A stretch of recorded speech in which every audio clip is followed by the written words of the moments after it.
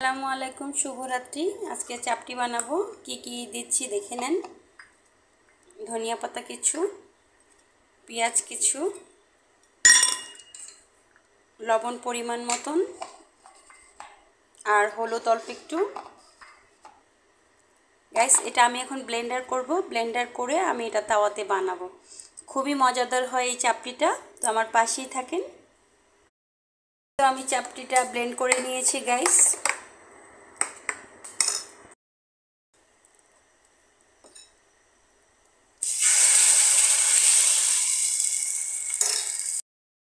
সুন্দর করে গোল করে দিয়ে দিয়েছি। দিতে পারেন, এভাবেও করতে পারেন। তো আমি ঢেকে দিচ্ছি। এই তো গাইস, আমার চাপটিটা হয়ে গিয়েছে। দেখেন কি সুন্দর হয়ে গিয়েছে। আমার এমনিতে একটু ঝাল হয়ে গিয়েছে কাঁচামরিচের, রসুনের, তো সেই জন্য এখন আর আমি এটাতে ভর্তা দিয়ে খাবো না, খালি খাবো। একটু মুখে দিয়ে দেখেছি, অনেক ঝাল হয়ে গিয়েছে। তো কেমন হয়েছে আমার চাপটি বানানো অবশ্যই জানাবেন। শুভরাত্রি, ভালো থাকবেন।